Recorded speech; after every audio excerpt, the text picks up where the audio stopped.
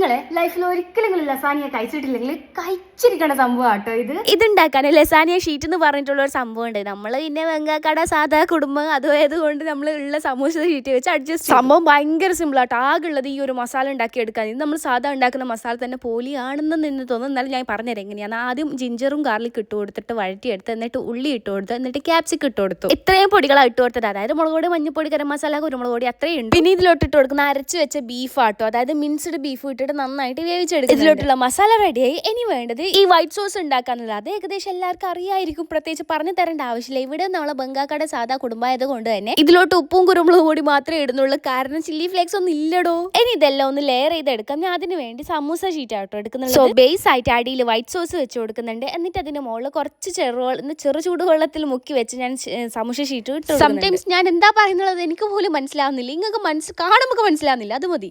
ഈ വീഡിയോയിൽ കാണുന്ന പോലെ ഓരോന്ന് മുകളിൽ വെച്ച് കൊടുക്കാം. ഞാൻ ഈ മസാല മിക്സിൽ ഒന്ന് ജസ്റ്റ് അരച്ചെടുക്കുന്നുണ്ട് കേട്ടോ, കുറച്ചും കൂടി ഫൈൻ. എന്നിട്ട് ഇതിന്റെ മുകളിൽ ചീസ് സ്പ്രെഡ് ചെയ്ത് കൊടുക്കുന്നുണ്ട്. എന്നിട്ട് വീണ്ടും ഇത് മെത്തേഡ് റിപ്പീറ്റ് ചെയ്യുന്നത്. എന്നിട്ട് ഓവനിൽ വെച്ച് ഈ ചൂടാക്കിയ ശേഷം കഴിച്ചാക്കിയാൽ മതി. അടിപൊളിയൊന്ന് ഈ ചീസിന്റെ ടേസ്റ്റും ഈ ബീഫും ഒക്കെ ആയിട്ട് എന്തോ ഒരു രസമാട്ടോ. എന്തായാലും ഒരിക്കലും ഇത് ട്രൈ ചെയ്ത് നോക്കാം.